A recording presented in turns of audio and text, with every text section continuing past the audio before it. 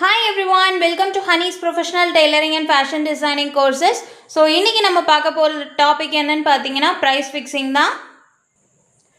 So ஃபர்ஸ்ட்டாக stitching cost பார்க்குறதுக்கு முன்னாடி நாம் பார்க்க போகிறது வெளியிலேருந்து பார்க்குறவங்களுக்கு ஒரு ஃபேஷன் டிசைனர் டெய்லர்னால் அவங்களோட பார்வையில் நம்ம எப்படி இருக்கோம், ஆக்சுவலாக நம்ம என்னென்னலாம் பண்ணுறோம், அதுக்கு எப்படிலாம் நம்ம சார்ஜஸ் மேக் பண்ணணும் அப்படிங்கிறத நான் உங்களுக்கு சொல்கிறேன். ஸோ ஃபர்ஸ்ட்டாக வெளியிலேருந்து பார்க்குறவங்களுக்கு நம்ம பார்க்குற வேலை எப்படிலாம் தெரியுதுங்கிறத பார்க்கலாம். ஸோ அவங்கள பொறுத்த வரைக்கும் இவங்க வந்து ஒரு டிசைன் பண்ணுறாங்க, ஸ்டிச் பண்ணுறாங்க, அவ்வளோதான் அவுட்புட் ரெடி ஆகிட்டு கொடுத்துட்றாங்கன்னு நினைக்கிறாங்க. பட் ஆக்சுவலி நம்ம அப்படியே பண்ணுறோம் இல்லைல்ல. ஸோ ஆக்சுவலி நம்ம என்னென்ன ஒர்க்லாம் பண்ணுறோம் அப்படின்னு பார்க்குறோம். ஸோ நமக்கு ஸ்டிச் பண்ணணும் அப்படின்னு கொடுக்குறவங்க என்ன பண்ணுவாங்க, இந்த மாதிரி ஸ்டிச் பண்ணுங்க அப்படின்னு சொல்லிட்டு ஒரு ஃபோட்டோவையோ இல்லை அதே மாதிரி ஒரு பேட்டர்ன் ஆஃப் கார்மெண்ட்ஸையோ நமக்கு கொடுத்து அதை மாதிரி நம்மளை ஸ்டிச் பண்ணி கொடுக்க சொல்லுவாங்க. நான் வந்து காமனாக சொல்லிகிட்டு இருக்கேன், டெய்லரிங் அண்ட் ஃபேஷன் டிசைனிங் ரெண்டுக்குமே சொல்கிறேன். ஸோ ஃபர்ஸ்ட்டு நம்ம என்ன பண்ணுவோம், ஃபஸ்ட்டு அந்த இமேஜோ இல்லை அந்த கார்மெண்ட்டையோ பார்த்து ஒரு இன்ஸ்பயர் பண்ணுறோம். ஸோ அதை எப்படிலாம் ஸ்டிச் பண்ணணும் அப்படிங்கிறத ஒரு நல்ல ஒரு அப்சர்வ் பண்ணுவோம் இல்லையா. ஸோ அந்த அவுட்புட்டோட கான்செப்ட் என்ன அப்படிங்கிறத நம்ம பார்ப்போம். அவங்க ஸ்டிச் பண்ணிட்டுறதுல எந்த மாதிரியான டிசைன்ஸ் கொடுத்துருக்காங்க, இல்லை என்ன மாதிரியான பேட்டர்ன்ஸ் கொடுத்துருக்காங்க அப்படிங்கிறத நம்ம அனலைஸ் பண்ணுவோம். அதுக்கப்புறம் அதில் நம்ம எப்படி டிசைன் பண்ணலாம் அப்படிங்கிற ஒரு ஐடியா பண்ணிவிட்டு அதுக்கப்புறமா இஃப் சப்போஸ் நீங்கள் ஃபேஷன் டிசைனராக இருக்கீங்க அப்படின்னா நீங்கள் தான் ஃபேப்ரிக்குமே வெளியேருந்து அவுட் சோர்ஸ் பண்ணுற மாதிரி இருக்கும். இல்லை டெய்லராக இருக்கிறீங்க அப்படின்னா நீங்கள் தான் அதுக்கான லைனிங் காஸ்ட் வந்து கொடுத்து நீங்கள் வாங்குகிற மாதிரி இருக்கும். பட் நீங்கள் வந்து எய்தர் இந்த மெயின் ஃபேப்ரிக் எடுக்கிறதா இருந்தாலும் சரி, இல்லை லைனிங்க்கான ஃபேப்ரிக் நீங்கள் எடுக்கிறதா இருந்தாலும் சரி, நீங்கள் டைரெக்டாக போய் பர்ச்சேஸ் பண்ணுறீங்க அப்படின்னா நீங்கள் தான் அந்த மார்க்கெட்டுக்கு போய் வாங்கணும். விச் மீன் ஃபேப்ரிக் விற்கக்கூடிய கடைக்கோ அது உங்களுக்கு ரொம்ப பக்கத்துலேயே இருந்துட்டால் கூட நீங்கள் நடந்து போய் வாங்கிக்கலாம். இல்லை அப்படின்னா நீங்கள் போய் வாங்குறப்போ உங்களுக்கு பெட்ரோலுக்கான அலவன்சஸ் இதெல்லாம் கண்டிப்பாக ஆகும் இல்லையா. ஸோ நீங்கள் அதுக்கான சார்ஜஸ் மேக் பண்ணிக்கலாம். ஸோ மினிமம் சார்ஜாவது அதுக்கெலாம் வச்சுக்கோங்க. நெக்ஸ்ட்டு நம்ம என்ன பண்ணுவோம், ஒரு பேட்டர்ன் மேக் பண்ணுவோம். அதுக்கப்புறமா ஒரு சின்னதாக ஒரு சாம்பிள் மாதிரி ரெடி பண்ணுவோம். சிலர் என்ன பண்ணுவாங்கன்னா அவங்களுக்கே நானே ஃபஸ்ட்டு எனக்கு ஸ்டிச் பண்ணிக்கிறேன் அப்படின்னு சொல்லிட்டு அவங்களுக்கே ஒரு சாம்பிள் மாதிரி மேக் பண்ணிவிட்டு அதுக்கப்புறமா அதுக்கான ஃபிட்டிங் அண்ட் அட்ஜஸ்ட்மெண்ட் கொடுத்துட்டு அதுக்கப்புறமா கன்ஸ்ட்ரக்ஷன் பண்ணுவாங்க. அதாவது யாருக்கு தைக்க போகிறாங்களோ அவங்களுக்கான கன்ஸ்ட்ரக்ஷன் பண்ணுவாங்க. கன்ஸ்ட்ரக்ஷன்னா ஒன்றும் கிடையாது, பேட்டர்ன் மேக் பண்ணிவிட்டு அந்த கட்டிங் பண்ணுவோம்ல ஃபேப்ரிக்கில், ஸோ அதை தான் கன்ஸ்ட்ரக்ஷன் சொல்லுவோம். அடுத்து ஸ்விங் பண்ணிவிட்டு ஐனிங் கொடுப்போம் இல்லையா. ஐனிங் பண்ணிவிட்டு லாஸ்ட்டாக ஃபினிஷிங் என்னென்ன கை வேலைலாம் இப்போ ஹெம்மிங் ஒர்க் இருக்கிறது ஆகட்டும், ஸோ இந்த மாதிரி சின்ன சின்ன வேலைகள் இருக்குல்ல, ஸோ அதெல்லாம் முடிச்சுட்டு தான் நமக்கு ஃபைனல் அவுட்புட் கிடைக்குது. ஓகேவா. இப்படி தான் நம்ம ஃபேஷன் டிசைனிங்க்கு நம்ம இவ்வளோ ப்ரொசீஜர் பண்ணி தான் உங்களுக்கு கொடுப்போம். அவங்க பார்த்த உடனே இதை பார்த்துட்டோம் அவ்வளோதான் முடிஞ்சது தச்சிடலாம் தச்சிட்டோம் கொடுத்துட்டோம் அப்படின்னு கிடையாது. நமக்கும் அந்த டைமிங் ஆகும். ஒரு பேட்டர்ன் மேக் பண்ணுறதுக்காகட்டும் இல்லை ஃபேப்ரிக் கட் பண்ணுறதுக்காகட்டும் எல்லாத்துக்குமே உங்களுக்கு ஒரு டைம் எடுக்கும். எவ்வளோ எக்ஸ்பீரியன்ஸ் ஆனவங்களாக இருந்தாலுமே பேட்டர்ன் மேக் பண்ணுறதுக்கு அட்லீஸ்ட் ஒரு ½ hour ஆகதான் செய்யும். அதே ஸ்டிச் பண்ணுறவங்களா இருக்கிறாங்கன்னா ஃபார் எக்ஸாம்பிள் ஒரு ப்ளவுஸ்க்கு இருக்குதுன்னு வச்சுக்கோங்க, ஒரு ப்ளவுஸை 1 hour ஸ்டிச் பண்ணி முடிக்கிறவங்களும் இருக்காங்க, 5 hours ஆக்குறவங்களும் இருக்காங்க. So based on the patterns and designs இருக்குது. ஸோ அதை தாண்டி என்னென்னா பிகினராக இருக்கிற பட்சத்தில் ஒரு ப்ளவுஸ் ஸ்டிச் பண்ணுறதுக்கு மினிமம் 5 hours ஆகும். ஓரளவுக்கு மாடரேட்டாக தைக்கிறாங்க அப்படின்னா கொஞ்சம் எக்ஸ்பீரியன்ஸாக இருக்காங்க அப்படின்னா ஒரு 3 hours ஆகும். நல்லா எக்ஸ்பீரியன்ஸ்டானவங்கன்னா 1 hour கூட ஸ்டிச் பண்ணிடலாம். ஸோ உங்களோட டைமுக்குமே ஒவ்வொரு வேல்யூ இருக்குது. ஸோ நீங்கள் ப்ரைஸ் ஃபிக்ஸ் பண்ணும் போது உங்களோட டைமுக்கான வேல்யூவை நீங்கள் கம்பல்சரி ஃபிக்ஸ் பண்ணி தான் ஆகணும். ஏன்னா இப்போ ஒன்ஸ் வந்து நீங்கள் ஒரு ப்ரைஸ் ஃபிக்ஸ் பண்ணிட்டீங்கன்னு வச்சுக்கோங்க, அந்த ப்ரைஸ்லேருந்து கம்மி பண்ணி நீங்கள் அமௌண்ட் வாங்குறீங்க அப்படின்னா யாரும் ஏன்னு கேட்க மாட்டாங்க. ஆனால் அதை விட நீங்கள் எக்ஸ்ட்ராவாக ஒரு 50 rupees நீங்கள் எக்ஸ்ட்ரா பண்ணி கேட்டுட்டா கூட ஏன் கேட்குறீங்க எதுக்கு கேட்குறீங்கன்னு கேட்பாங்க. அதுவும் மெயினாக இப்போ தான் நீங்கள் பிகினர் ஸ்டேஜில் இருக்கீங்க, வீட்டில் இருந்து பண்ணுறீங்க அப்படின்னா நிறைய பேர் உங்ககிட்ட பார்கெயின் தான் பண்ணுவாங்க.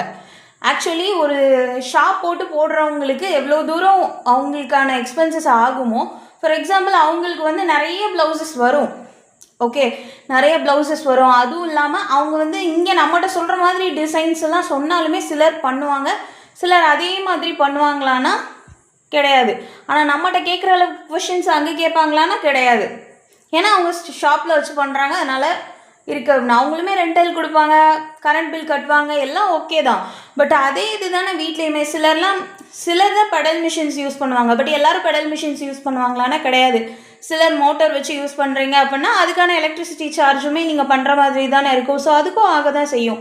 உங்களுக்கான டைம் நீங்களும் வீட்டில் ஒர்க் பண்ணணும், இல்லை வேறு ஏதாவது ப்ரொஃபஷன் பண்ணிக்கிட்டு இருக்கீங்கன்னா அது தாண்டி தான் நீங்கள் வந்து இந்த ஒர்க் பார்க்குற மாதிரி இருக்கும். ஸோ உங்களோட டைம்ங்கிறது வேல்யூபிள். ஸோ அதுக்கான சார்ஜஸ் முதல்ல மேக் பண்ணிக்கோங்க. தயவு செஞ்சு உங்களோட ஒர்க்கை அண்டர் எஸ்டிமேட் பண்ணாதீங்க. நீங்களே உங்களோட ஒர்க்குக்கு வேல்யூ கொடுக்கலன்னா அடுத்தவங்க கண்டிப்பாக கொடுக்கவே மாட்டாங்க. அண்ட் தென் மெயின் திங் என்னன்னு பார்த்தீங்கன்னா, நான் இதில் வந்து ரொம்ப கம்மியாகவும் இல்லாமல் ரொம்ப அதிகமாகவும் இல்லாமல் மாட்ரேட்டாக ப்ரைஸ் ஃபிக்ஸ் பண்ணியிருப்பேன்.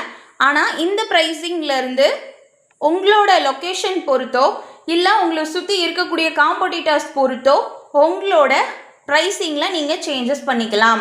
ஃபார் எக்ஸாம்பிள், நீங்கள் ஒரு வில்லேஜ் சைடில் இருக்கிறீங்க அப்படின்னா ஒரு ப்ரைஸ் ஃபிக்ஸிங் இருக்கும். ஓகேங்களா? ஃபார் எக்ஸாம்பிள், ஒரு ப்ளவுஸ்க்கு வந்து ஒரு 250 இல்லை 300. ஸோ இது 250 to 300 வைக்கிறவங்களும் இருக்காங்க, இல்லை 300. இதே சிட்டியில் போகிறீங்க அப்படின்னா அதே ப்ளவுஸ் இங்கே வந்து நீங்கள் நல்லா டிசைன் பண்ணுற ப்ளவுஸை ஒரு 600 இல்லை 700 வரைக்கும் நீங்கள் வைக்கிறீங்கன்னு வச்சுக்கோங்களேன். அதே இது சிட்டிக்கு கொண்டு போனீங்க அப்படின்னா ஒரு பெங்களூர், சென்னை அந்த மாதிரி இடத்துக்கு நீங்கள் கொண்டு போகும்போது கம்பல்சரியாக அதோட ரேட் எவ்வளோ இருக்குன்னு பார்த்தீங்கன்னா, சிம்பிள் ஸ்கேலப் டிசைனுக்கே 1250 வரைக்கும் வாங்குறாங்க. ஓகேவா? அதுக்கு மேலேயாவது கொஞ்சம் டிசைன் பண்ணி வாங்குவாங்களே தவிர்த்து யாருமே அதுக்கு கம்மி பண்ணி வாங்க மாட்டாங்க. ஸோ உங்களோட சார்ஜஸ் எதை பேஸ் பண்ணியிருக்கணும்? லொக்கேஷன் அண்ட் உங்களை சுற்றி இருக்கக்கூடிய காம்படிட்டர்ஸ்னால் யார் சொல்லுவோம்? உங்களுக்கு பக்கத்துலேயே யாராவது தைக்கிறவங்க இருக்கலாம், இல்லை ஷாப் போட்டு பண்ணுறவங்க இருக்கலாம், இல்லை பக்கத்துலேயே யாராவது கொஞ்சம் உங்களை சுற்றி இருக்கிற ஏரியாலே யாராவது தைக்கிறவங்க இருக்கலாம். ஸோ அதை பொறுத்து நீங்கள் வந்து ஒரு 30 to 50 rupees நீங்கள் சேஞ்சஸ் பண்ணிக்கலாம். ஏன்னா வெளியில் கொண்டு போய் இப்போது நீங்கள் வந்து ஒரு அவுட்டர் ஏரியாவில் இருக்கிறீங்க அப்படிங்கிற பட்சத்தில் உங்களை சுற்றி இருக்கிறவங்க உங்ககிட்ட ஸ்டிச் பண்ணணும்னு கொடுப்பாங்க. ஏன் அந்த ஷாப்பை விட்டுட்டு உங்ககிட்ட ஸ்டிச் பண்ண கொடுக்கணும்னு நினைக்கிறாங்க? யோசிக்கணும்ல. ஸோ அவங்க போய் ஒரு இடத்துல கொடுத்துட்டு அதை வாங்கிட்டு வர்றதுக்கு பெட்ரோல் அலவன்ஸ் ஆகும். அதுவும் இல்லாமல் அலைச்சல்னு சில பேர் நினைப்பாங்க. ஸோ அதுக்குமே அவங்களுக்கு சில எக்ஸ்பென்ஸ் ஆகத்தான் செய்யும். அப்படி இருக்கும் போது நீங்கள் ஒரு லைனிங்க்கு காஸ்ட் எடுக்கணும், லைனிங்க்கு காஸ்ட் போட்டு வாங்குறீங்க, அதுக்கான சார்ஜஸ் மட்டும் மேக் பண்ணுறீங்க அப்படின்னா போயிட்டு வர ஆகிற உங்களுக்கான செலவு, பெட்ரோல் செலவு இதெல்லாம் யார் பார்க்குறது? ஸோ அதுவுமே உங்களுக்கு செலவு ஆகுதுன்னா ஆகதான் செய்யும். ஓகேங்களா? ஸோ அதுக்கு மினிமம் சார்ஜஸாவது நீங்கள் மேக் பண்ணிக்கணும். இங்கே யாருக்குமே ஒரு 10 ரூபான்றது சும்மா வர்றது கிடையாது. ஓகேங்களா? ஸோ அதனால் உங்களோட வேல்யூக்கு ஏற்றாப்பில் சார்ஜ் பண்ணுங்கள். நீங்கள் ஆஃபர்ஸ் ஏதாவது கொடுக்குறீங்க அப்படின்னு நினைக்கிறப்போ நீங்கள் வேல்யூஸ் கொஞ்சம் உங்களோட சார்ஜஸில் கொஞ்சம் கம்மி பண்ணிக்கலாம், தப்பு கிடையாது. ஸோ நெக்ஸ்ட்டாக டெய்லரிங் ஒர்க்குக்கு நீங்கள் எப்படிலாம் சார்ஜஸ், அதாவது ஸ்டிச்சிங்க்கு நீங்கள் எப்படியெல்லாம் சார்ஜஸ் பண்ணணும் அப்படிங்கிறது நான் சொல்கிறேன். ஃபர்ஸ்ட்டாக ஃபேப்ரிக்ஸில் என்ன பண்ணுவாங்கன்னா, நீங்கள் வந்து சேல் பண்ணுறதா இருக்கலாம்.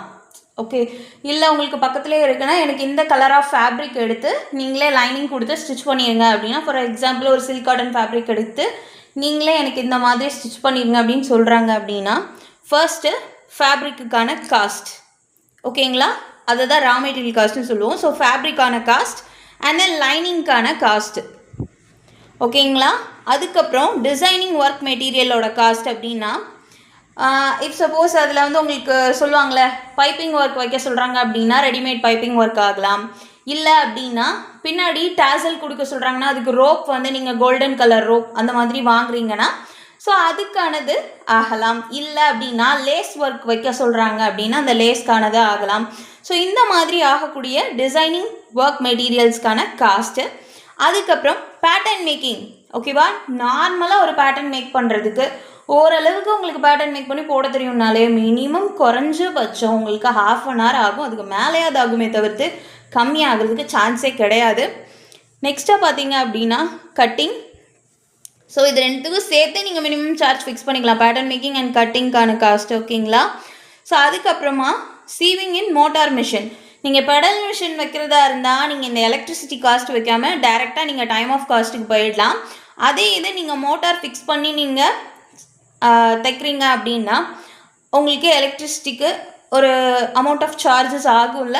ஸோ அதுக்கு நீங்கள் ஒரு மினிமம் சார்ஜ் ஃபிக்ஸ் பண்ணி நீங்கள் வாங்கிக்கலாம். இப்போது நீங்களே அடுத்தது வந்து டைம் ஆஃப் காஸ்ட், எவ்வளோ நேரத்தில் தைக்கிறீங்க அப்படிங்கிறது இருக்குது. ஸோ அதுக்கு ஒரு சார்ஜஸ் மேக் பண்ணிக்கோங்க.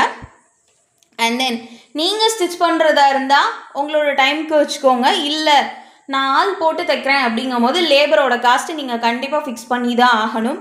ஏன்னா ஒரு நாளைக்கு நீங்கள் ஒரு ஆள் போட்டு தைக்கிறீங்க அப்படின்னா ஒரு நாளைக்கு நீங்கள் எத்தனை ப்ளவுஸ் தைக்கணும் அப்படின்னு சொல்கிறீங்கன்னா அதுக்கான அவங்களுக்கு பேமெண்ட் கொடுத்து தானே ஆகணும், சேலரி க்ரெடிட் பண்ணி தான் ஆகணும். ஸோ அதுக்கு எவ்வளோ சார்ஜ் ஃபிக்ஸ் பண்ணுவீங்களோ அதை பண்ணிக்கோங்க. அடுத்தது ஹேண்ட் ஒர்க், ஓகேவா? இல்லை அப்படின்னா அடிஷ்னல் டிசைனிங் சார்ஜ் அப்படின்னா இதில் வந்து சின்ன சின்னதாக சிலர் வந்து பர்ஃபெக்ட் ஃபினிஷிங் வேணும் அப்படின்னு சொல்லிட்டு நிறைய ஒர்க் பண்ணி கேட்பாங்க. ஸோ அது எதுவாக வேணாலும் இருக்கலாம். எதர் மேபி ஆரி ஒர்க்காக இருக்கலாம், இல்லை வேறு விதமான ப்ரூச்சஸ் ஒர்க்கோ, இல்லை ஹேண்ட் பெயிண்டிங் ஒர்க்கோ, இல்லை எந்த மாதிரியான ஒர்க்காக வேணாலும் இருக்கலாம்.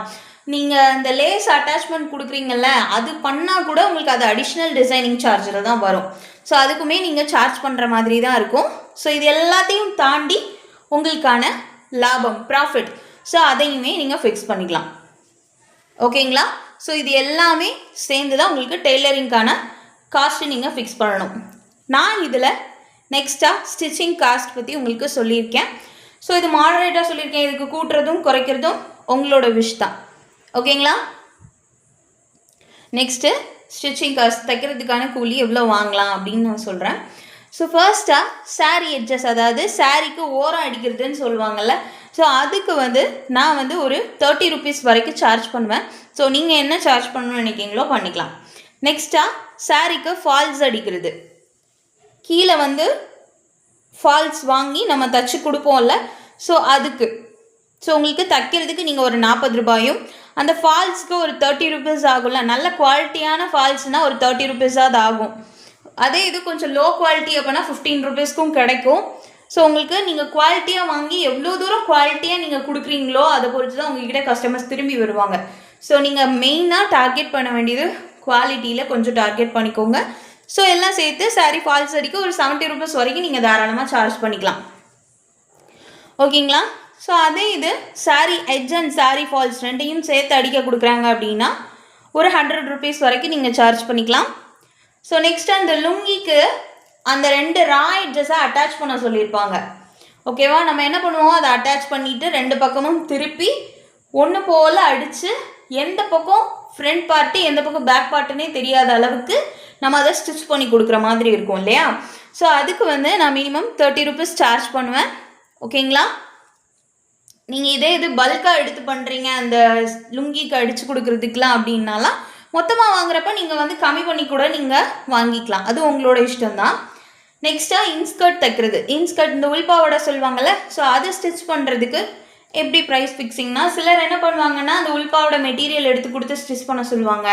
சிலர் இந்த ரேஷன் சாரீ இருக்குல்ல, ஸோ அதை வச்சு எனக்கு உள்பாவோட தைச்சிட்டாங்கன்னு சொல்லுவாங்க.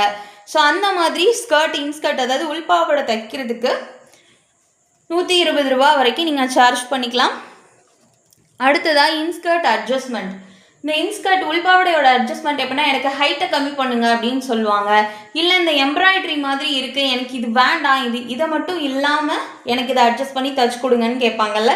ஸோ அந்த மாதிரி ஆல்ட்ரேஷன் ஒர்க் இருக்குது அப்படின்னா இன்ஸ்கர்ட்க்கு, ஸோ அதுக்கு 50 rupees வரைக்கும் நீங்கள் சார்ஜ் பண்ணிக்கலாம். நெக்ஸ்ட்டாக பில்லோ கவர், தலகாணி உரம் சொல்லுவோம்ல, ஸோ அந்த மாதிரி.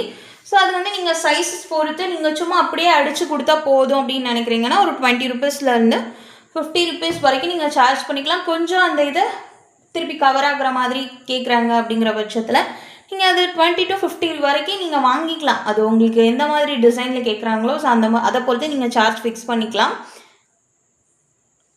நெக்ஸ்ட்டாக பார்த்தீங்கன்னா ப்ளவுஸோட ஃபிட்னஸ் ஸ்டிச்சிங் அப்படின்னா ப்ளவுஸை கொடுத்து எனக்கு இது வந்து லூஸாக இருக்குது அதனால் ஒரு தையல் போட்டு கொடுங்கன்னு கேட்பாங்க.